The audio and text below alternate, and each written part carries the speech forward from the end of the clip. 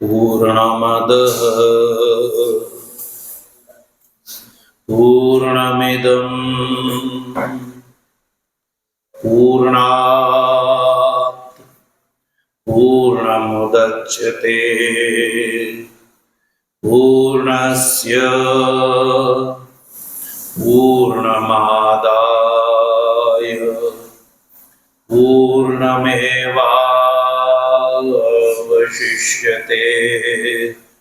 ॐ शान्तिः शान्तिः शान्तिः। शङ्करं शङ्कराचार्यं केशवं बादरायणं सूत्रभाष्य कृतौ वन्दे भगवन्तौ पुनः पुनः। ईश्वरो गुरुरात्मेति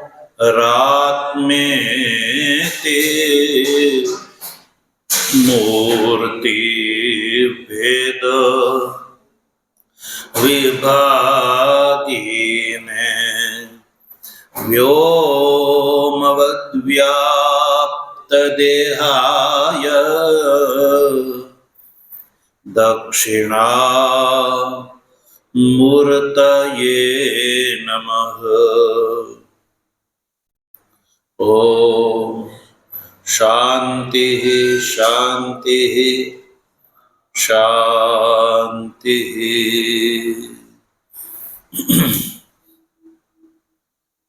तत्व जिज्ञासु सज्जनों, भगवत कृपाथी शुक्ल यजुर्वेदीय काण्व शाखानी ईशावास्य उपनिषद ना शांकर भाष्य सहित विचार क्रमानुसार 15 અને 16 આ બે જે શ્લોકો છે એનો વિચાર આપણે કરી ચૂક્યા। આ બે શ્લોકોના માધ્યમથી આપણે જાણ્યું કે આમાં સમુચ્ચયકારી ને માટે માર્ગની યાચના છે। કોના માટે? સમુચ્ચયકારીના માટે। એટલે કે જેણે ઉપાસના સહિત કર્મનું અનુષ્ઠાન કર્યું છે, ઉપાસના સહિત કર્મના અનુષ્ઠાનના ફળ સ્વરૂપે 14મા શ્લોકમાં અમૃતત્વની પ્રાપ્તિ બતાવી। શેની પ્રાપ્તિ? અમૃતત્વની પ્રાપ્તિ બતાવી। એક એકનું ફળ તો સંસાર અંતપાતી ફળ બતાવ્યું, પણ જો સમુચ્ચયકારી એક સાથે બંને કરે, એક અધિકારી કા ઉપાસ્ય છે એવું સમજીને જે અધિકારી ઉપાસનાની સાથે કર્મનું પણ અનુષ્ઠાન કરે છે તો એના ફળ સ્વરૂપે સમુચ્ચયનું ફળ છે। વિદ્યા અમૃતમ અશ્નુતે એ કથનાનુસાર અમૃતત્વની પ્રાપ્તિ।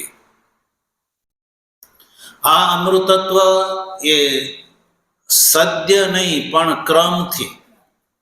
કેવી રીતે? ક્રમથી। બ્રહ્મ જ્ઞાન દ્વારા તો સદ્ય, પણ ઉપાસના સહકૃત કર્માનુષ્ઠાન દ્વારા ક્રમથી। એટલે ક્રમથી અમૃતત્વની પ્રાપ્તિ। તો કયા માર્ગથી કયા ક્રમથી અમૃતત્વને પ્રાપ્ત કરે છે? તો ઉપાસક જે છે એ પોતાના અધ્યાત્મ પરિચ્છેદનો પરિત્યાગ કરીને અધ્યાત્મ પરિચ્છેદને પ્રાપ્ત કરી લે છે. અધિદેવ રૂપને. કેવા રૂપને?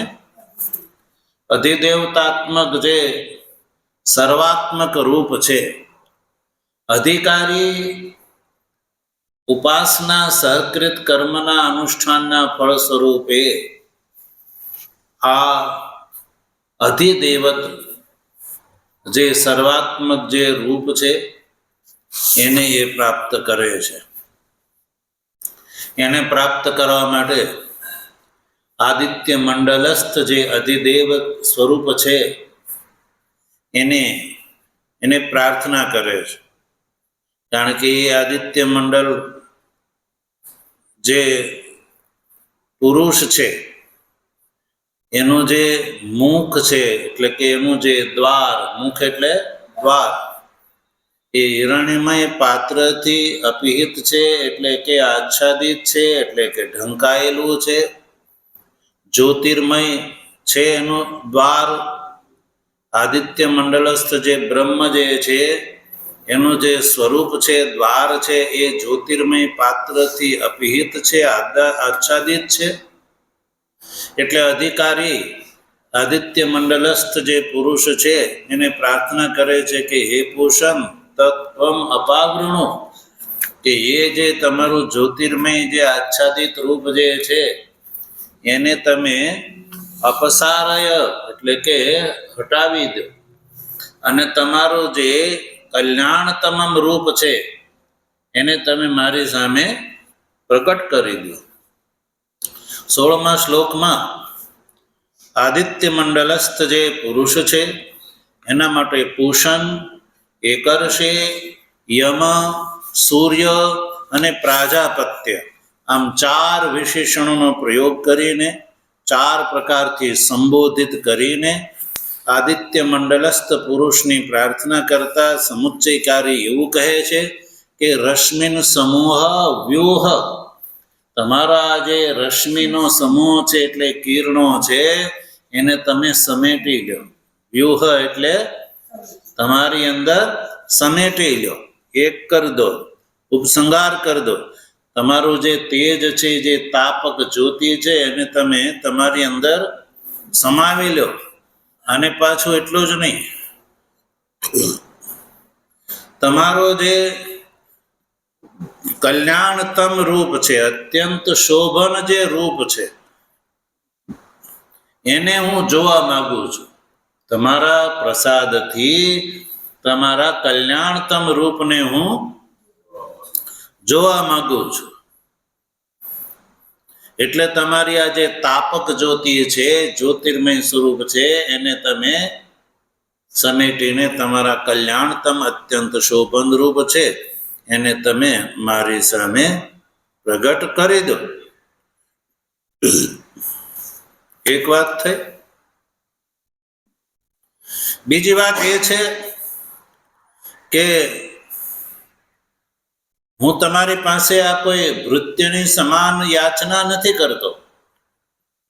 ભૃત્યની સમાન તમારી પાસે યાચના નથી કરતો, કારણ કે મેં અહંગ્રહ રૂપથી તમારી ઉપાસના કરી છે, અને અહંગ્રહ રૂપથી ઉપાસના કરી હોવાથી તમે મારાથી ભિન્ન નથી, પણ તમે અને હું એક છીએ. તમે અને હું એક છીએ એવું કહે છે. યો અસો પુરુષ સો અહમ અસ્મિ, કે આદિત્ય મંડળ જે પુરુષ છે એનાથી હું જુદો નથી, એ જ હું છું. યો અસો આદિત્ય મંડળસ્થ પુરુષ સો અહમ અસ્મિ, જે આદિત્ય મંડળની અંદર સ્થિત જે અત્યંત કલ્યાણમય જે તમારું સ્વરૂપ છે એ તમારાથી હું જુદો નથી. કારણ કે મેં અહંગ્રહ રૂપોથી તમારું જ ચિંતન કર્યું છે, અને એ ચિંતનના ફળ સ્વરૂપે મારા અધ્યાત્મ પરિચ્છેદનો પરિત્યાગ થઈ ગયો છે, અને તમારા અધિદેવત પરિચ્છેદની મને પ્રાપ્તિ થઈ ગઈ છે. એટલે જે આદિત્ય મંડલસ્થ પુરુષ છે, પછી જે વ્યાહૃતિ અવયવ પુરુષ છે, પુરુષાકાર હોવાથી જે પુરુષ છે, અને પૂર્ણ છે અથવા પૂર્ણ છે પ્રાણ અને બુદ્ધિ રૂપથી સમસ્ત જગત જેનાથી પ્રાણ અને બુદ્ધિથી સમસ્ત જગત વ્યાપ્ત છે જેનાથી પ્રાણ બુદ્ધિ રૂપથી સમસ્ત જગત જેનાથી વ્યાપ્ત છે એટલે જે પુરુષ છે પુરીની અંદર શયન કરવાના કારણે જે પુરુષ છે એવા આદિત્ય મંડળસ્થ પુરુષ છે.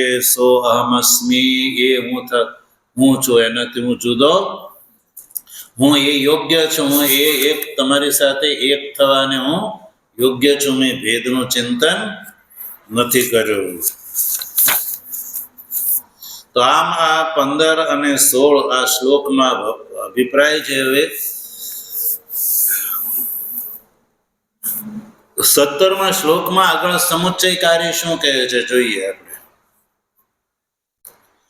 અથ ઇદાનીમ મમ મરિષ્યતો ઇત્યાદિથી આગળના શ્લોકને જોડીને ભાષ્યકાર આગળ કહે છે. અથ ઇદાનીમ, અથ યાની હવે, હવે એટલે કે આગળ, ઇદાનીમ મને આ સમયે, અથ ઇદમ મને હવે આ સમયે, મમ મરિષ્યત એટલે કે હજી મૃત્યુને પ્રાપ્ત થવાની ઘડીએ, મૃત્યુ પ્રાપ્ત થવાની ઘડીએ, સમયે, હવે મારું આ શરીર જ્યારે છૂટવાનું છે ત્યારે શું કહે છે અધિકારી, એ શ્લોક આપણે ઉચ્ચારણ કરીશું. અથ ઇદાનીમ મમ મરિષ્યત એટલે કે મારું આ જે વ્યષ્ટિ શરીર છૂટે છે ત્યારે શું થાય? કયો? વાયુરનિલ અમૃત મથેદમ, બોલો.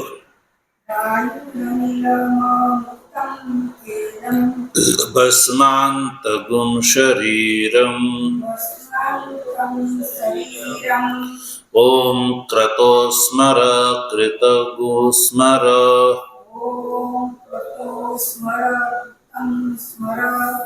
ક્રતો સ્મર કૃતગુ સ્મર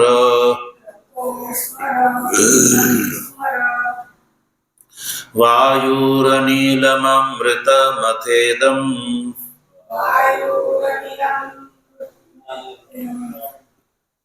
વાયુરનિલમૃત મથેદમ ભસ્માંત ગુ શરીરમ ઓમ ક્રતો સ્મર કૃતગુ સ્મર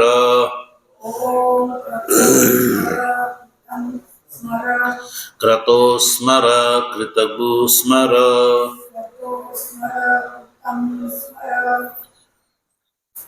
સંધિ વિગ્રહ કરીશું.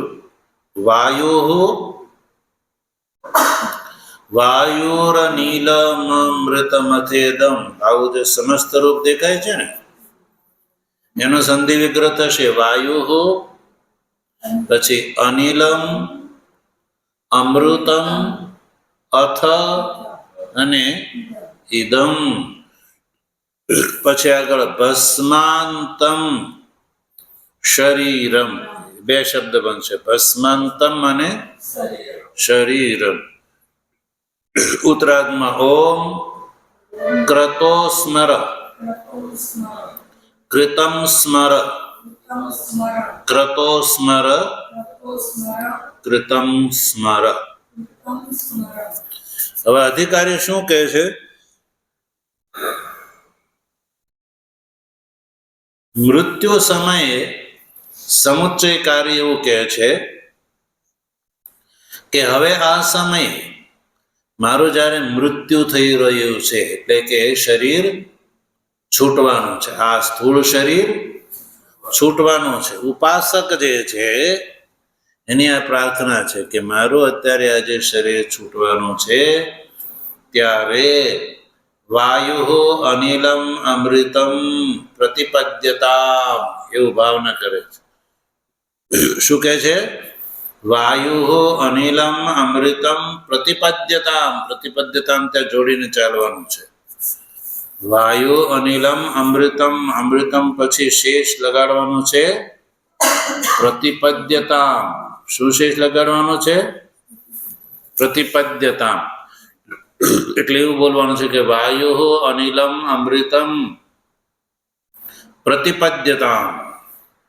એટલે કે છે કે આ જે મારો વાયુ છે, વાયુ જે છે એ અનિલમ અમૃતમ સૂત્રાત્માને પ્રાપ્ત થઈ જાય. અમૃતમ પછી આગળ શ્રુતિમાં પ્રતિપદ્યતામ નથી ને, અનિલમ પછી સીધો અથ શબ્દ આવે છે. એટલે ભાષ્યકાર કહે છે વાયુ અનિલમ અમૃતમ પ્રતિપદ્યતામ એવું સમજીને ચાલવાનું છે. અથ પછી બીજું વાક્ય શરૂ થશે. એટલે વાયુ એટલે કે મારો પ્રાણ. વાયુથી અભિપ્રાય છે મારો પ્રાણ. મૃત્યુ થાય ત્યારે શું થાય બોલો? સ્થૂળ શરીર છૂટી જાય છે અને પ્રાણ જે છે એ લોકાંતરમાં ગમન કરે છે. કોણ? પ્રાણ ક્યાં ગમન કરે છે? લોકાંતર. એટલે બીજું શરીર ગ્રહણ કરવા માટે આ શરીર છોડીને જતો રહે છે. તો કોણ ગમન કરે છે? વાયુ ગમન કરે છે. કોણ? વાયુ એટલે કે પ્રાણ. એટલે કહેવામાં આના પ્રાણ છૂટી ગયા, પ્રાણ નીકળી ગયા, પ્રાણ પંખેરું ઉડી ગયા એવું કહેવામાં આવે છે ને. એટલે વાયુનો અર્થ છે પ્રાણ. એટલે કે પ્રાણ. પ્રાણ સર્વાત્મક વાયુરૂપ સૂત્રાત્માને પ્રાપ્ત થઈ જાય. વાયુ પ્રાણ જે છે એ અધ્યાત્મ પરિચ્છેદને છોડીને અધિદેવતાત્મક જે સર્વાત્મક અનિલ છે એ અનિલ અને અમૃતમ ને પ્રાપ્ત થઈ જાય. અમૃતમનો અર્થ છે સૂત્રાત્મા. સૂત્રાત્માને પ્રાપ્ત થઈ જાય.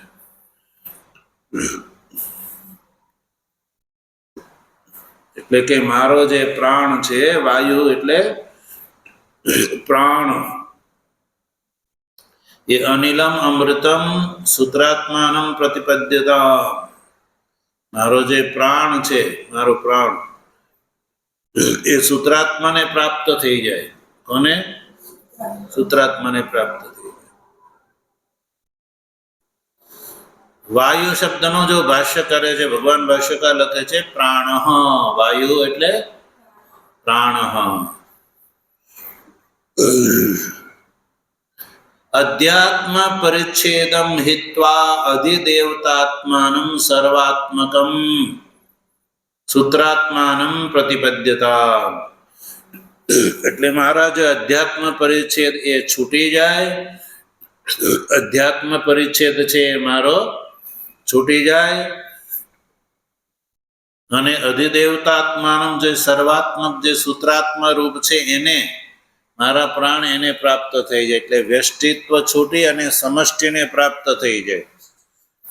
મારા પ્રાણ છે એ પ્રાણ પોતાના વ્યષ્ટિપણાનો ત્યાગ કરી દે અને સમષ્ટિપણાને પ્રાપ્ત થઈ જાય.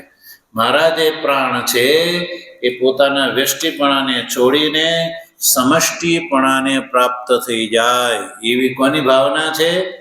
ઉપાસકની, સમુચ્ચયકારી ઉપાસકની. કોની? સમુચ્ચયકારી. અને ક્યારે આ ભાવના છે? ત્યારે મૃત્યુ સમયની. તો મૃત્યુ સમયે અધિકારી સમુચ્ચયકારી એવું કહે છે કે મારા જે પ્રાણ છે એ પોતાના વ્યષ્ટિ સ્વરૂપનો પરિત્યાગ કરી અને સમષ્ટિ રૂપને પ્રાપ્ત થઈ જાય. એટલે વ્યષ્ટિ ભાવ છૂટી જાય અને સમષ્ટિ ભાવને પ્રાપ્ત થઈ જાય. એટલે કે જો પ્રાણ એટલે સૂક્ષ્મ શરીર.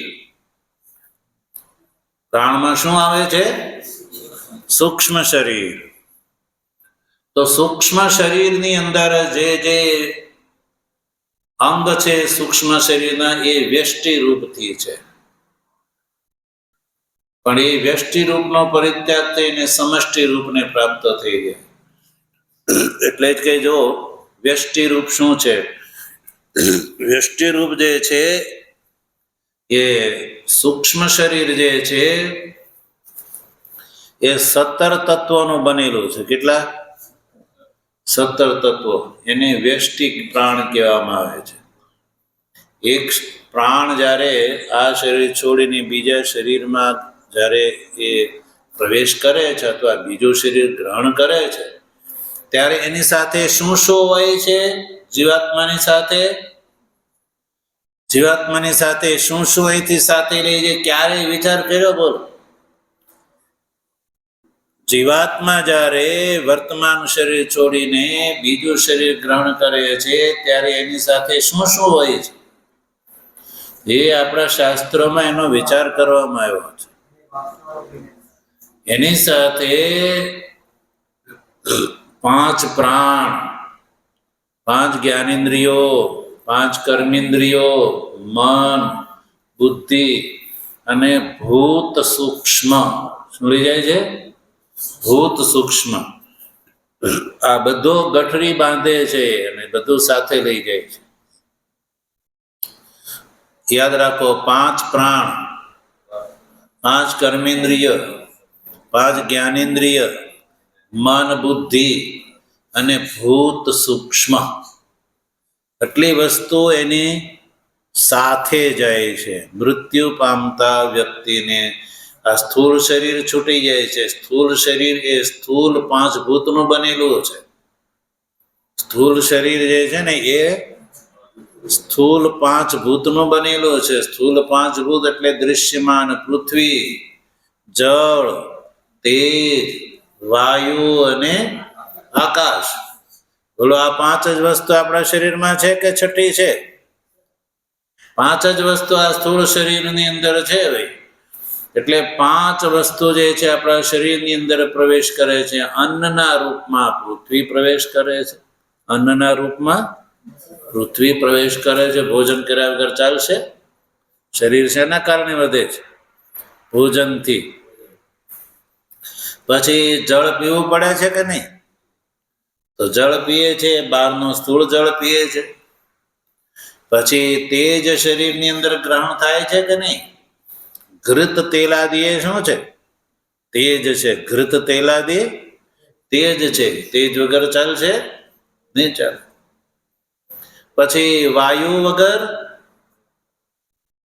નાક બંધ કરી જો 2 મિનિટ, ચાલશે ભાઈ? તો વાયુથી આ શરીર જે છે, આપણા શરીરની અંદર વાયુ 5 પ્રકારથી કામ કરે છે. એક જ વાયુ પણ કાર્ય ભેદથી એના 5 પ્રકાર છે. અને એના કારણે જ આપણા સ્થૂળ શરીર જે છે એ એક જળબિંદુમાંથી આ પુરુષાકાર ધારણ કરે છે. એટલે એક જ પ્રાણવાયુ, પ્રાણ, અપાન, વ્યાન, ઉદાન અને સમાન રૂપથી આપણા શરીરની અંદર એ જે છે ભિન્ન ભિન્ન જગ્યાએ રહે છે. એટલે આપણું શરીર ચાલે છે. હૃદયની અંદર જે વાયુ છે પ્રાણના રૂપમાં વિદ્યમાન છે. ગુદામાં અપાન રૂપથી વિદ્યમાન છે. અને નાભી મંડળની અંદર સમાન રૂપથી વિદ્યમાન છે. પછી કંઠની અંદર ઉદાન રૂપથી વિદ્યમાન છે. અને વ્યાન રૂપથી સર્વ શરીરની અંદર વ્યાપ્ત રહેલો છે. વ્યાન સર્વ શરીરગઃ. તો સજ્જનો, એક જ વાયુ કાર્ય ભેદથી આપણા શરીરની અંદર 5 પ્રકારથી કામ કરે છે. એટલે એને 5 પ્રાણ કહેવામાં આવે છે. પ્રાણ, અપાન, વ્યાન, ઉદાન અને સમાન. એટલે આપણું આ શરીર ટકેલું છે સજ્જનો. તો એ એક જ પ્રાણ છે. એ પ્રાણ થયા, પછી કર્મેન્દ્રિયો થઈ, પછી જ્ઞાનેન્દ્રિયો થઈ. તો વાયુથી આપણું આ શરીર સ્થૂળ શરીર ટકે છે. પછી આકાશ એટલે ખાલી જગ્યા આપણી અંદર શરીરની અંદર છે કે નહીં બોલો? તો સ્થૂળ શરીર છે એ આ સ્થૂળ પાંચ ભૂતમાંથી બનેલું છે, અને સૂક્ષ્મ શરીર જે છે એ અપંચીકૃત પંચમહાભૂતના અલગ અલગ થી બનેલું છે. અપંચીકૃત પંચમહાભૂતથી બનેલું છે સૂક્ષ્મ શરીર. સૂક્ષ્મ શરીર તો સૂક્ષ્મ શરીર છે ને એ એવું કહેવાય છે શાસ્ત્રોમાં કે જીવાત્મા સ્થૂળ શરીર છોડીને જ્યારે બીજું શરીર ગ્રહણ કરવા માટે જાય છે ત્યારે સૂક્ષ્મ શરીર એની સાથે જાય છે. સૂક્ષ્મ શરીર સાથે જાય છે. ભગવાન શ્રી કૃષ્ણ ગીતાના 15મા અધ્યાયમાં કહે છે, મનઃ ષષ્ઠાની ઇન્દ્રિયાણી પ્રકૃતિ સ્થાની કર્ષતિ શરીરમ યદ વાપ્નોતિ યચ્ચાપ્યુત્ક્રામતીશ્વરઃ ગૃહત્વેતાની સંયાતિ વાયુર્ગંધાની વાશયા શ્રોત્રમ ચક્ષુઃ સ્પર્શનમ ચ રસનમ ઘ્રાણમેવ ચ અધિષ્ઠાય મનશ્ચાય વિષયાનુપસેવતે. તો સજ્જનો, આ રીતે કહ્યું કે જીવાત્મા જ્યારે એક શરીર છોડીને બીજું શરીર ગ્રહણ કરે છે ત્યારે આ શરીરમાંથી એ બધી તૈયારી કરે છે. શરીરમાંથી શું શું સમેટીને લઈ જવું એ બધી તૈયારી કરે છે. મન ષષ્ઠાની ઇન્દ્રિયાની પ્રકૃતિ સ્થાની મન સહિત જે 6 ઇન્દ્રિયો છે એનું કર્ષણ કરે છે. શું કરે છે? મન સહિત જે જ્ઞાનેન્દ્રિયો છે, કર્મેન્દ્રિયો છે એને બસકો બાંધે, એને ભરે છે બેગની અંદર, બધાને ભરે છે. જ્ઞાનેન્દ્રિયો, કર્મેન્દ્રિયો અને પ્રાણ. ત્યારે શરીરમ યદ અવાપ્નોતિ યચ્ચ અપી ઉત્ક્રામતિ, જ્યારે શરીરથી જીવાત્મા ઉત્ક્રમણ કરે છે ત્યારે આ શરીરની અંદર શરીરના ગોલકમાં રહેલી જ્ઞાનેન્દ્રિયો, કર્મેન્દ્રિયો, પ્રાણ એ બધાને સમેટીને લઈ જાય છે. ક્યાં લઈ જાય છે? શરીરમ યદ અવાપ્નોતિ, ઉત્ક્રમણ કરીને જ્યારે બીજું શરીર ગ્રહણ કરવા માટે જીવાત્મા જાય છે ત્યારે વાયુર્ગંધાની વાશયાત શરીરમ ગૃહીત્વા એતાની સંયાતિ. એતાની એટલે કે આ જે કયું એને સાથે લઈને જાય છે. કેવી રીતે સાથે લઈ જાય છે? તો વાયુ જેવી રીતે ફૂલમાંથી સુગંધને સાથે લઈ જાય છે એવી રીતે આ જીવાત્મા જે છે એ પણ આ સૂક્ષ્મ શરીર ને અને 5 ભૂત સૂક્ષ્મને પણ સાથે લઈ જાય છે. 5 ભૂત સૂક્ષ્મ એટલે આગળના સ્થૂળ શરીરના બીજ, આગળના સ્થૂળ શરીરના બીજને સાથે લઈ જાય છે. નહીં તો એને નવું સ્થૂળ શરીર કેવી રીતે મળે? તો સ્થૂળ શરીરનો જે બીજ છે એને ભૂત સૂક્ષ્મ કહેવામાં આવે છે. એને પણ એ સાથે લઈ જાય છે. અને એટલે જ આપણે ત્યાં શરીરના અગ્નિ સંસ્કાર એટલે કરવામાં આવે છે. શરીરના અગ્નિ સંસ્કાર કરવાનો જે મહત્વ છે એટલે કે શરીર જે છે એ ભસ્મ થઈ જાય ત્યારે ભૂત સૂક્ષ્મને સાથે લઈને જીવાત્મા આગળનું શરીર ગ્રહણ કરવા માટે જાય છે.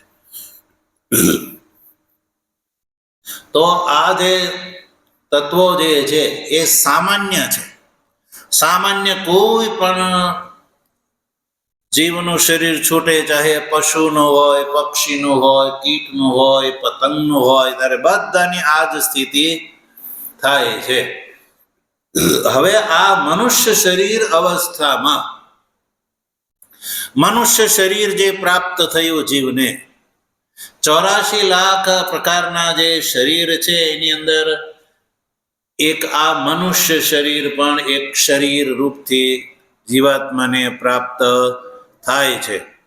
અને મનુષ્ય શરીરમાં આ જીવાત્મા જે છે એ પોતાના આત્મકલ્યાણને પ્રાપ્ત કરી શકે છે. એ સિવાય બીજા કોઈ શરીરની અંદર આવો લાભ મળી શકતો નથી. એટલે મનુષ્ય શરીર એ માત્ર ને માત્ર ભોગ માટે નહીં પણ આત્મકલ્યાણ માટે પ્રાપ્ત થાય છે. પણ આ જીવાત્મા ભોગની અંદર જ પડ્યો પાથર્યો રહે છે. તો પછી આ મનુષ્ય શરીરમાં જેણે ઉપાસના સહકૃત કર્મનું અનુષ્ઠાન કર્યું, આ ઉપનિષદના કયા પ્રમાણે ઉપાસના સહકૃત કર્માનુષ્ઠાન કર્યું છે, ત્યારે એનું જ્યારે શરીર છૂટવાની તૈયારી છે, ત્યારે એનો જે સૂક્ષ્મ શરીર છે એ સૂક્ષ્મ શરીરનું શું થાય છે? સૂક્ષ્મ શરીરનું શું થાય છે? આ જે સમુચ્ચય કાર્ય છે એ શરીર છોડીને બીજું શરીર ગ્રહણ કરે છે. એના સમષ્ટિ વ્યષ્ટિ પ્રાણ એવા ને એવા રહે છે, યા સમષ્ટિમાં ભળી જાય છે. તો જેણે ઉપાસના સહકૃત કર્માનુષ્ઠાન નથી કર્યું, તો સજ્જનો એના જે વ્યષ્ટિ પ્રાણ છે એ સમષ્ટિમાં ભળતા નથી. કારણ કે એ પ્રમાણેનું એનું ચિંતન નથી. એ પ્રમાણેનું એનું ચિંતન નથી. એટલે એના વ્યષ્ટિ પ્રાણ એના બન્યા રહે છે, અને બન્યા રહે છે એટલે એને કર્માનુસાર આગળનું શરીર એને પ્રાપ્ત થાય છે. પણ જેણે ઉપાસના સહકૃત કર્માનુષ્ઠાન કર્યું છે સજ્જનો, ગ્રહસ્થાશ્રમ કર્મનું પાલન, ગ્રહસ્થાશ્રમ ધર્મનું પાલન અને વાનપ્રસ્થ ધર્મનું પાલન, આ બંને જેણે કર્યા છે, તો એ બંનેના ફળ સ્વરૂપે આ સમુચ્ચયકારીના જે વ્યષ્ટિ પ્રાણ છે ને એ સમષ્ટિની અંદર ઓગળી જાય છે. શું થાય છે? સમષ્ટિ પ્રાણની અંદર ઓગળી જાય છે. એટલે એનું વ્યષ્ટિ શરીર રહેતો જ નથી. સમષ્ટિ શરીરની સાથે એ એક થઈ જાય છે. એટલે એને જેમ જે રીતે સામાન્ય મનુષ્ય જે છે કે જેણે સ્વાભાવિક કર્મો કર્યા છે, મનુષ્ય શરીરમાં જેણે સ્વાભાવિક એટલે કે મનને ગમે એવા જ કર્મો કર્યા છે, તો એવા અધિકારીનું શરીર છૂટે છે ત્યારે સજ્જનો એ તો નવું બીજું શરીર ગ્રહણ કરે છે. અને વ્યષ્ટિ પ્રાણ મટતા નથી, સમષ્ટિની સાથે ભેગા થતા નથી, એ જુદા રહે છે. અને નવું શરીર ગ્રહણ કરી અને નવા શરીરમાં એ નવા શરીરના ભોગોને એ ભોગવે છે. અને એ છૂટ્યા પછી બીજું, ત્રીજું, ચોથું, આ રીતે એના જન્મ અને મરણ ચાલુ રહે છે સજ્જનો. પણ જેની ઉપાસના સહકૃત કર્માનુષ્ઠાન કર્યું સજ્જનો, તો એ જે છે એનું શું થાય છે? તો એના અહીંયા વાયુ ઉપલક્ષિત જે છે સૂક્ષ્મ શરીર જે છે વ્યષ્ટિ પ્રાણ છે એ સમષ્ટિ પ્રાણની અંદર ભળી જાય છે સજ્જનો. વાયુ અનિલમ અમૃતમ પ્રતિપદ્યતામ, એવું કહે છે સમુચ્ચયકારી. એટલે વાયુ એટલે કે મારા વ્યષ્ટિ પ્રાણ, મારા વ્યષ્ટિ પ્રાણ જે છે એ સૂત્રાત્માને પ્રાપ્ત થઈ, એટલે કે સમષ્ટિને પ્રાપ્ત થઈ જાય, સમષ્ટિ ભાવાપન્ન થઈ જાય. તો હવે જોઈએ સમષ્ટિ અને વ્યષ્ટિ પ્રાણ શું છે. તો વ્યષ્ટિ પ્રાણની અંદર સૌથી પહેલો લો જ્ઞાનેન્દ્રિયો. જ્ઞાનેન્દ્રિય આપણી વ્યષ્ટિ પ્રાણની અંદર શું શું આવે? જ્ઞાનેન્દ્રિયો, કર્મેન્દ્રિયો, પ્રાણ, મન અને બુદ્ધિ. હવે જ્ઞાનેન્દ્રિયોમાં સૌથી પહેલી જ્ઞાનેન્દ્રિય છે શ્રોત્ર ઇન્દ્રિય. કઈ છે? શ્રોત્ર ઇન્દ્રિય જે છે એ સાંભળવાનું કાર્ય કરે છે. શું કરે છે? સાંભળવાનું કામ કરે છે. પણ એ કોની કૃપાથી? સમષ્ટિ દિશા દેવતાથી. શ્રોત્રના દેવતા કોણ છે?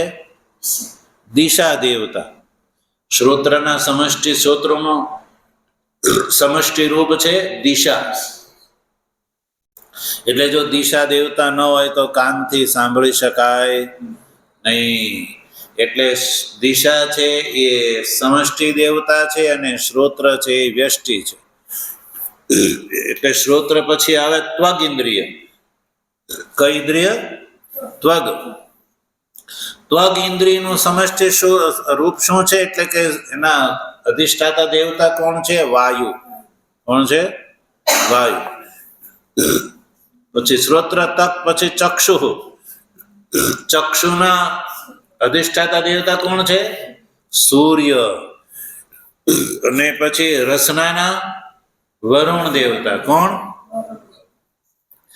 એવી રીતે ઘ્રાણેન્દ્રિયના અશ્વની કુમાર કોણ? અશ્વની કુમાર. તો હવે જ્યારે આ સમુચ્ચયકારી એવું કહે છે કે મારા જે પ્રાણ છે, વ્યષ્ટિ પ્રાણ છે, એ સમષ્ટિની અંદર એક થઈ જાય, એટલે કે મારું શ્રોત્ર છે એ દિશારૂપ થઈ જાય. દિશાથી મારો શ્રોત્ર જુદો રહે નહીં. એટલે પછી આ અધિકારીની શ્રોત્ર શું થઈ ગઈ? દિશા થઈ ગઈ. શું થઈ ગઈ? દિશા. વ્યષ્ટિભાવ મટી ગયો. એવી રીતે શ્રોત્ર પછી ત્વગિન્દ્રિય. ત્વગિન્દ્રિય જુદી ન રહે, વ્યષ્ટિભાવ છૂટીને સમષ્ટિ જે વાયુ છે એ વાયુ રૂપને પ્રાપ્ત થઈ જાય. પછી આ સમુચ્ચયકારની ત્વગિન્દ્રિય શું થઈ જાય? વાયુ થઈ જાય. એવી રીતે ચક્ષુ જે છે એ ચક્ષુ ન રહે, પણ ચક્ષુના દેવતા સૂર્ય છે, એ સૂર્ય રૂપ થઈ જાય. એવી રીતે રસના ઇન્દ્રિય જે છે એનું વ્યષ્ટિપણું સમાપ્ત થઈ જાય અને એનું સમષ્ટિપણું શું છે? વરુણ દેવતા. એવી રીતે ઘ્રાણેન્દ્રિય જે છે એ ઘ્રાણેન્દ્રિયનું વ્યષ્ટિ સ્વરૂપ જે છે એ સમાપ્ત થઈને એનું અશ્વિની કુમાર રૂપ જે સ્વરૂપ છે એને પ્રાપ્ત થઈ જાય. આ રીતે જ્ઞાનેન્દ્રિયોના, કર્મેન્દ્રિયોના, મનના, બુદ્ધિના બધાના દેવતાઓ છે. આ દેવતાઓની કૃપાથી જ આપણું આ વ્યષ્ટિ શરીર ચાલે છે. જો દેવતા ન હોય તો આપણું વ્યષ્ટિ શરીર કામ કરે નહીં. દાખલા તરીકે અંધારું હોય તો તમને દેખાશે અંધારામાં? તો અંધારામાં નહીં દેખાવાનું કારણ કે તમારી ચક્ષુ ખરાબ થઈ ગઈ છે. બોલો, ચક્ષુ તો સારી જ છે, પણ પ્રકાશ રૂપથી ભગવાન સૂર્ય વિદ્યમાન નથી, એટલે અંધારામાં દેખાતું નથી સજ્જનો. એટલે ભગવાન સૂર્યની કૃપા વગર ચક્ષુ જોઈ શકતી. એટલે વ્યષ્ટિ ચક્ષુનું સમષ્ટિ રૂપ શું છે? ભગવાન સૂર્ય છે. એવી રીતે બધી જ ઇન્દ્રિયોને લઈ લો. હવે આ સમુચ્ચયકારી એવું કહે છે કે મારા આ વ્યષ્ટિ પ્રાણ છે એ પોતાના વ્યષ્ટિત્વનો પરિત્યાગ કરીને જે અધિદેવતાત્મક જે સર્વાત્મક રૂપ છે એને પ્રાપ્ત થઈ જાય. તો સંસારની અંદર જેટલા દેહધારી જીવો છે, સંસારની અંદર જેટલા દેહધારી જીવો છે એનું સર્વાત્મક આપણે જેટલા સંસારની અંદર જીવો છે બધાને ભગવાન સૂર્યની કૃપા વગર દેખાશે. ચાહે આ ભારત દેશનો હોય કે કોઈ પણ દ્વીપ દ્વીપાંતર યા દેશ દેશાંતરનો હોય, ચાહે સનાતન ધર્માવલંબી હશે યા અન્ય ઇતર મતાવલંબી હશે, આમાં કઈ ફેર છે? નથી ને. બધાને ભગવાન સૂર્યનારાયણના વગર ચાલશે? તો આખા સંસારના લોકોનું સર્વાત્મક રૂપ શું છે? ભગવાન સૂર્યનારાયણ છે. એટલે સર્વાત્મક રૂપને પ્રાપ્ત થઈ જાય છે. એટલે કે સમુચ્ચયકારીનું વ્યષ્ટિ રૂપનો પરિત્યાગ થઈ જાય છે અને સમષ્ટિ સૂત્રાત્મા હિરણ્યગર્ભને પ્રાપ્ત થઈ જાય છે. શેના કારણે? ઉપાસના સહકૃત કર્માનુષ્ઠાનના કારણે સજ્જનો. એટલે કે જે લિંગ શરીર જે છે એ જ્ઞાન કર્મના ફળ સ્વરૂપે એનું ઉત્ક્રમણ થઈ જાય. જો વાયુ અનિલમ અમૃતમ અથેદમ ભસ્માંત ગુમ શરીરમ, જો હવે સૂક્ષ્મ શરીર છે ને, જે આ સમુચ્ચયકારીનું સૂક્ષ્મ શરીર છે એ વ્યષ્ટિભાવને પ્રાપ્ત થઈ જાય છે, અને સ્થૂળ શરીરનું શું થાય છે? ભસ્માંતમ, એ અહીંયા ભસ્મ થઈ જાય છે. શું થઈ જાય છે? ભસ્મ થઈ જાય છે. ભસ્મ કેવી રીતે થાય છે સજ્જનો? કે એના જ્ઞાતિ બંધુઓ એના અગ્નિ સંસ્કાર કરે છે ત્યારે. ક્યારે? જ્ઞાતિ બંધુઓ એને નિશ્ચિત જગ્યાએ લઈ જઈને અગ્નિ સંસ્કાર, અંત્યેષ્ટિ કર્મ કેને કહેવામાં આવે? કયું? અંત્યેષ્ટિ કર્મ. એ શાસ્ત્ર અનુસાર એટલે બહુ જરૂરી છે. જેવું શરીર છૂટે એવું જ એની અંદરથી કોઈ પણ અંગોને કાઢ્યા વગર એવું ને એવું એના શું થવા જોઈએ?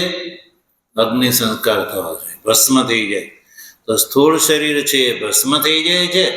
સૂક્ષ્મ શરીર જે છે સજ્જનો, એ સમષ્ટિને પ્રાપ્ત થઈ જાય છે. એટલે સમષ્ટિ અજ્ઞાન રહે છે. સમષ્ટિ અજ્ઞાન ક્યાં સુધી રહે છે? જ્યાં સુધી હિરણ્યગર્ભ જે છે એનું આ જીવન મુક્ત શરીર, એની આયુષ્ય છે ત્યાં સુધી. એવું આ શ્લોકમાં કહેવામાં આવે છે. હવે આનો જે અભિપ્રાય છે ભગવાન ભાષ્યકાર જે લખે છે, એમની કૃપા છતાં આપણે આગળ એનો વિચાર કરીશું. ઓમ પૂર્ણમદ પૂર્ણમિદમ પૂર્ણાત પૂર્ણમુદચ્યતે પૂર્ણસ્ય પૂર્ણમાદાય પૂર્ણમેવાવશિષ્યતે. ઓમ શાંતિ શાંતિ શાંતિ. શંકરમ શંકરાચાર્યમ કેશવમ બાદરાયણમ સૂત્રભાષ્ય કૃતૌ વંદે ભગવन्तૌ પુનઃ પુનઃ. ઈશ્વરો ગુરુરાત્મેતિ